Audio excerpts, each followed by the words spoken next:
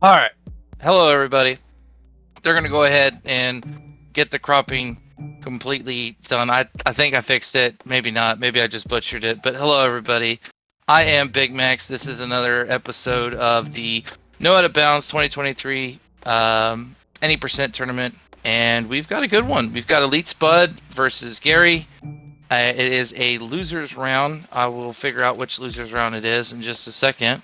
But I hope everybody's having a good Sunday. They should be getting started within just a few seconds. I saw the race room was up, and the countdown should be going as Gary readied up, and I think we're just waiting on Spud to ready up. And they'll be zooming off in no time.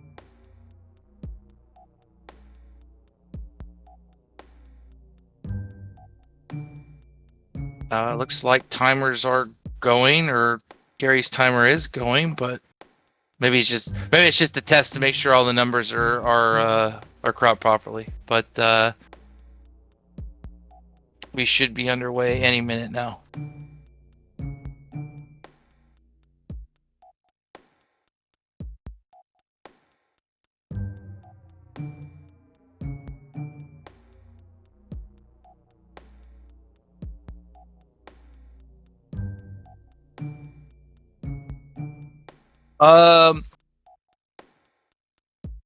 Okay, apparently Gary had stepped away when we were fixing the cropping. But to answer your question, Kerplop, I think EGAD's in on the whole thing, but we'll get to that in a little bit.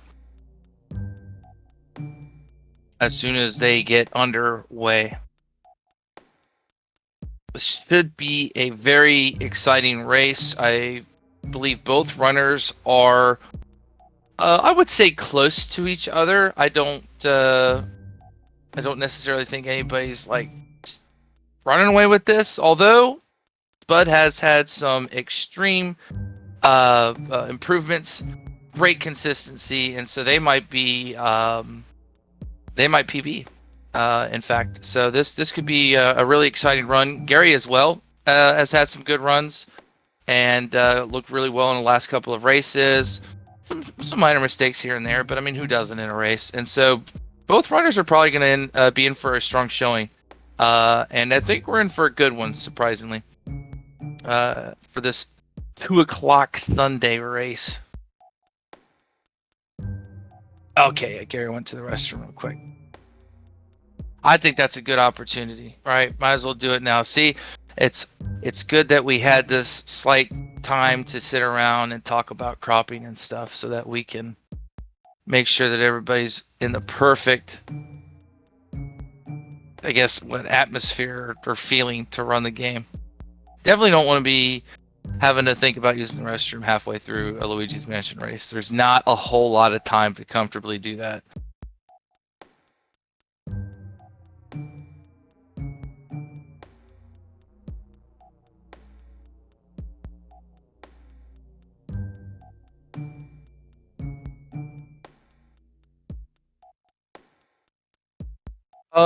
I assume people are going to be excited for the Dark Moon remake. I myself am pretty excited for it because I've never actually played the game, which might sound weird, but I think it's a pretty fun game. Can't be too bad. But no, I think the remake is really exciting. A lot of people have been talking about it. I feel like it's a really good thing to get the game ported onto something more accessible and let people try it out and see what they do. See if they change anything or if it's just more of a graphical update and a port over than anything, or if they make some actual tweaks to the game to improve it. And they've started the countdown. So Gary's back. I can see it in the race room. They've got their timer countdown set. I assume Gary's timer will reset. And they should be off.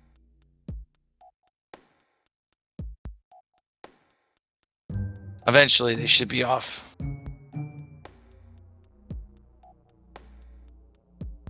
Because that timer is clicking.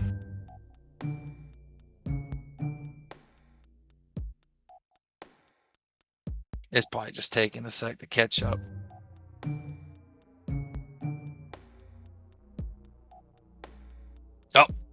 There we go. We're all zeros now on Gary's timer. Yeah. Yeah.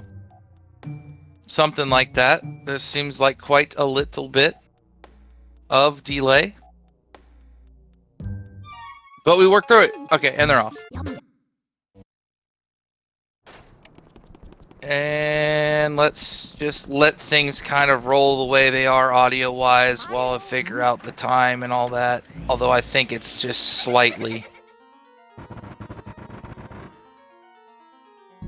I think the timers are like slightly off, right? Or are they not? I don't know. I think Gary's is slightly faster. Either way, we're off now though. We do have a race. We're off. It's Area 1. It's everybody's favorite time. And for those who don't know much about this game, a lot of the time save in this first area is just going to go down to doubles, the setups, and animations of the ghosts. And so you have two animations when you suck up a ghost. There's twirls and there's waves, and so twirls are faster, I think, in pretty much almost all cases. And so that's the animation that our runners are going to be looking for. As I think Gary technically does have a slight lead, although both are right on it.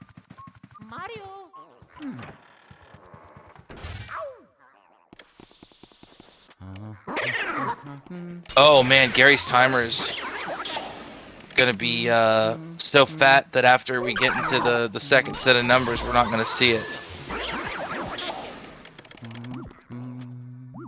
I'm just now noticing that. Well, you win some, you lose some. I think it'll be a mysterious time now as to who wins. So far, really consistent doubles for both runners in terms of the two rooms. I mean, you go to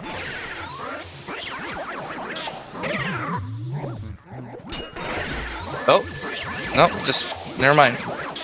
Gary had I was going over to switch to his audio and Gary missed the double. That double there is a little tricky because you do have to push the green ghost, and Spud unfortunately missing that double that Gary does pick up, and so Gary's going to come back on a little bit of time there. But the garbage ghosts that you see there, those green ones, are like the only ones you can push, you can interact with without taking damage usually, and so it's kind of fun. Gary having a slow time getting that key to come over. That's the Luigi's Mansion physics.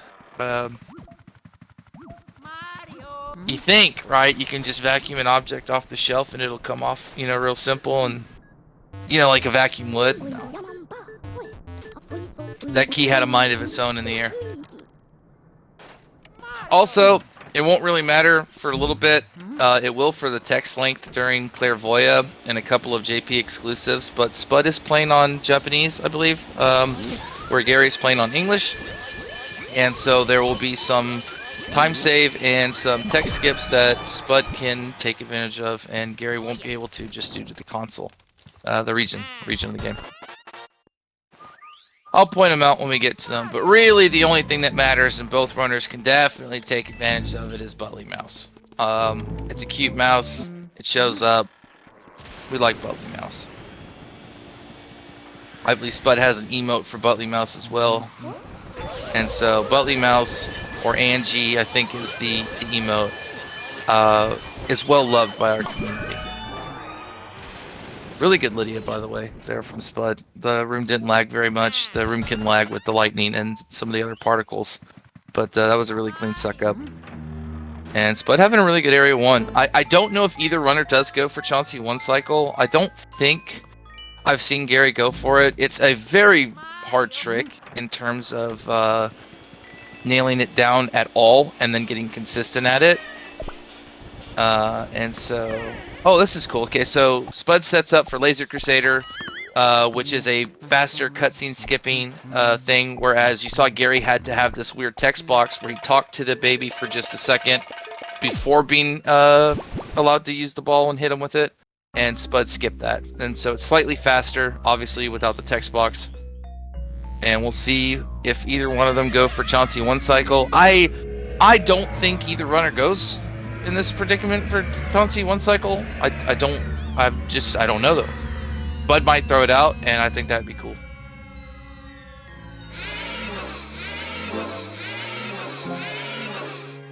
Okay, and the timer got fixed. It's like it's as if somebody could hear me. Thank you so much. SpeedGaming, you guys are awesome. Anytime, Meta. I just want to make sure that there's always somebody here to talk about this wonderful game. And obviously, because the runners are here giving their time too, and it just it probably is nicer when the gameplay at least has some kind of commentary to it. No, wait, Bud rips off. Just okay. Well, what a shutdown. Because here's what I'm thinking. I'm thinking Spud was sitting there going, this guy doesn't think I go for Chauncey one cycle, huh? And then totally rips it off. So huge shout out, Spud. That was amazing, by the way. What an awesome Chauncey one cycle. Way to set the pace and get the race going with the ground running. Gary goes for the normal, what I would do in this situation, which is just the normal Chauncey 2 cycle. He moves back on that just slightly too late. Too early, and I think the ball would have bounced off of his head too late, and it went behind him where he should have caught it. But that's, I think, in my opinion, the better thing. It's better to be late on that ball catch than it is to be early. If you're early, you get a chance of it bouncing off of I-framed Luigi's head, and it travels. But what an amazing Area 1. I think that's still a very good Area 1 for Gary. He didn't make any mistakes outside of the one missed grabber, but they both technically missed that double. And so we're really just looking at Chauncey one cycle time difference here, which, man, if that's not an indication that Spud's going to be like a next 56, grinding out of bounds player, I don't know what is. That was amazing. There are only good things to come if that's how we've started the race off today. I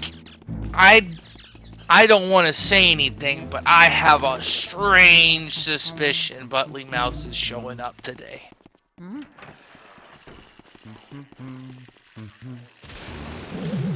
There will be no task bathroom doubles, though, unfortunately. Although I do want to learn it, so if there's not a tutorial, somebody needs to figure out how to make a tutorial.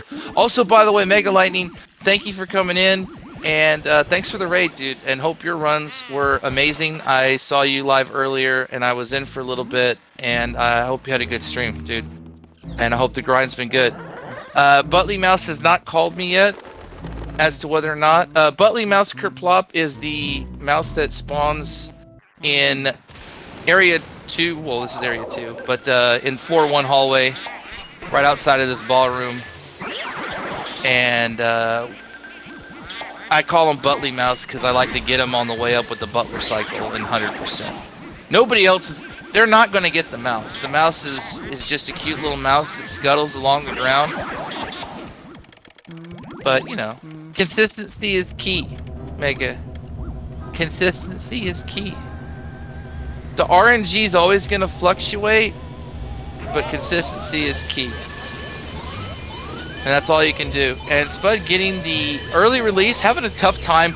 The ghosts themselves, the Werlindas, aren't very... Oh, Gary's setting up for 6-piece. Here we go. Gary says, hold on, hold everything. Puts his drink down. Oh, Gary, you know what? I liked it, man. I'm not going to lie. I'm all for it. I can't even get the first set of these Shy Guys to cooperate with me at all. So I give you a total A for effort on that. I thought you did a great job. I don't necessarily know what goes wrong because I don't do it. I can only speculate, but I like the effort on it, and a great double and a really clean storage from Spud. As hopefully Gary's going to pick up ER here as well. This is an RNG. All right, cool. So neither runner lost 10 seconds just due to the Werlindas having a bad day. And Gary technically did a faster suck up on the Werlindas. So while his Shy Guys were a little harsh in terms of the 6-piece, then Spud's, there's some time. Some time saved. Gary's going to make quick work of storage and then join Spud in the Boo cutscene, where all the Boos are getting released. There's King Boo. Look at that guy. That cute little thing. And now we'll see if the game continues to be nice to the runners. Great double, by the way, there. Both runners doing great doubles. Good storage all around, very clean. And Gary will be hitting that same button, and we'll get to see King Boo again. It's cool. Go ahead and take your bets now, by the way, whether or not there's lumps in the... So, Kerplop, this is exactly why I said we'll get to it. It's a good thing you asked that. Let's see if they have a lump in the cloth here in terms of this text skip. It says that like they were sleeping. You see, because you get the English version, and they're like talking all this real smack. You know, like we were sleeping, and Spud gets perfect RNG, by the way, absolute perfect RNG. Bottom right hand table gets the cloth snag. Wonderful text skip. I'm assuming it's going to be. Oh, I thought it was going to be worst ante, because it usually just feels like it is that way, but second worst. But I don't know. I'm not entirely sure, Kerplop. In my opinion, I think EGAD's been in on it the entire time. That's a great check, by the way. So overall, really good RNG in terms of these first three boosts for Spud. With the text skip and ER, I mean, this has to be feeling like a great run.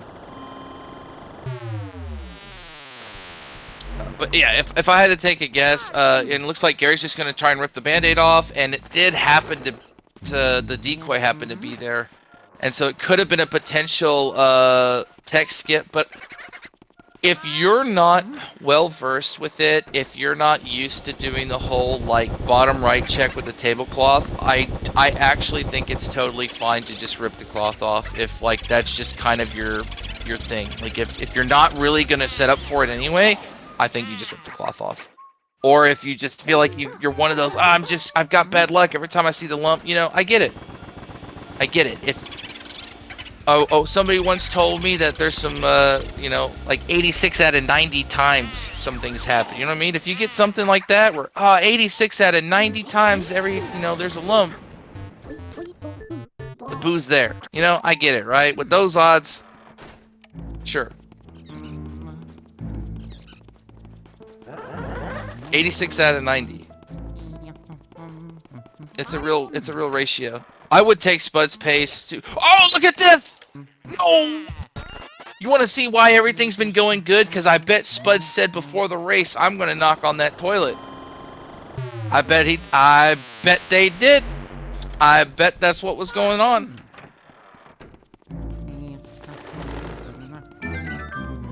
I don't know if Butley Mouse showed up technically, but that counts as a spawn. We do like to see Butley Mouse kind of like sashay up the hallway with Butler, but we'll take it. We'll take it. As Gary having a tough time there with the chairs. It's hard to tell because of the sound whether or not it was in the left set of chairs and it swapped back. That's what it looks like it was. But yeah, Spud's pace, fantastic. And I believe it's painting, or the bottom right. Never mind. I'm wrong all around. Or was I right? No, I was right. Usually I'm just wrong. And so oh, this is so unfortunate. And the crazy thing is like, it's the right thing to do. Do you know what I mean? That sounds crazy. But your instinctual mind says, okay, the boo's right there. I gotta get on it. And you don't think about the medallion. Like, it's... I know. That's unfortunate. And the reason why that's Spudley Mouse. Spudley Mouse. Spudley Mouse. And so that actually loses time. Obviously, the boo leaving is a problem because you have to get the boo back another time. And so Butley Mouse doesn't come for the sashay up the hallway, but that could mean, and I'm alright with this too, we have a doubly Butley mouse showing. It wasn't supposed to be doubly. There's so much emphasis on Butley, and so Gary's gonna try. Okay, both boos don't cooperate at all. But Gary, Spud didn't get it either, so don't worry about it. Just pick it up. But I know, I get it. That's arbitrary. That's arbitrary. So both fireworks not going as either runner plan. It takes way too long to listen to Egad talk about the medallion, and so the save warp is very important. And both runners not being able to do that does cause a lot of time loss, and both runners have to go get the boo, and so this affects it. They're both technically in the same position and predicament. Oh, Mega, please. I can't even read the sentence out. Okay, I was hoping that Gary was going to get the second Butley mouse showing, but we only got a very brief entrance, and that means that somebody must be playing 100% right now, somewhere. And Butley mouse went over to greet them, and so you can't fault it. We did still get to see Butley mouse. If only via audio cue. And the bats were, I like that, the bats were swarming all around up there. And so Spud goes for the burn after the last chest opening, even though usually it's like a quad that comes out. But I liked it. You burn them there, you get rid of one of them, but you go into the corner where the bats can't get to you, and you take a less risk of getting hit by one of the bats while sucking up the ice ghost there. And I would still be very happy. Obviously, missing Fire Warp is something you want back, especially the boo. I wouldn't even say it's necessarily the medallion. It's the boo that really is just super unfortunate. But the time's still fine. There's enough time save. Chauncey one cycle, it'll all come back.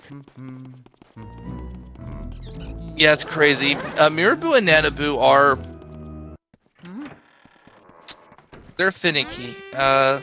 They don't always play by the rules. Also note that this is that cutscene skip I was talking about. That's JP exclusive. You might remember that Spud was able to traverse the mouse holes with the boo and not get text.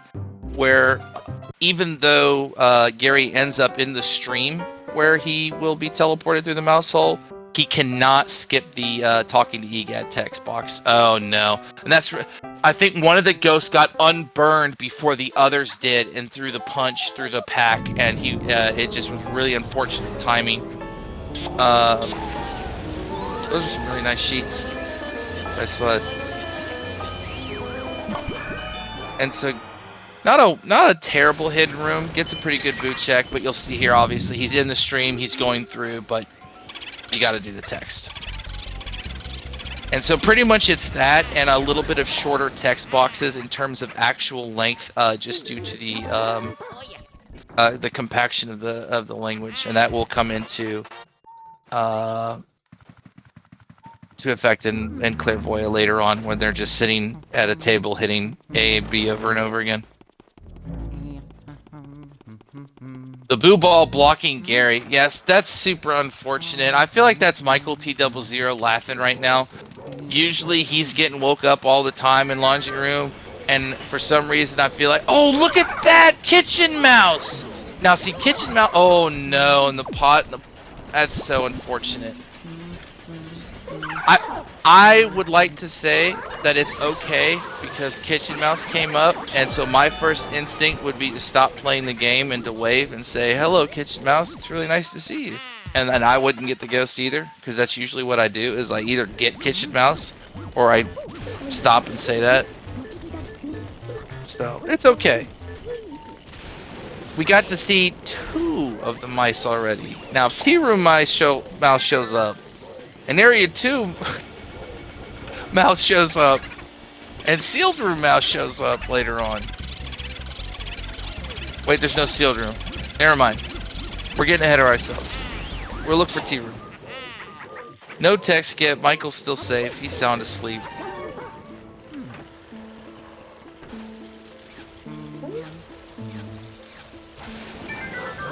I like it.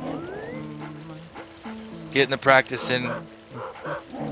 Making sure that the plant has some fresh water. Take notes, by the way. All the any percent know how to bounce runners here. That plant, you've got nothing better to do usually. That plant's thirsty. I know you can make the claim that if you're not going to water it the second or third time, but who knows? Maybe Toad in one of these runs stops crying and like goes out and finds the plant and waters it and takes care of it and has a new friend. You know what I mean? Like, you don't know and I don't know, but you gotta water the plant. It doesn't even get a chance to grow if you don't water it. Plus, it really doesn't lose you too much time. The graveyard overall was pretty nice for Spud. I think they cooperated okay. It wasn't like tasks or anything like that. That stuff's crazy.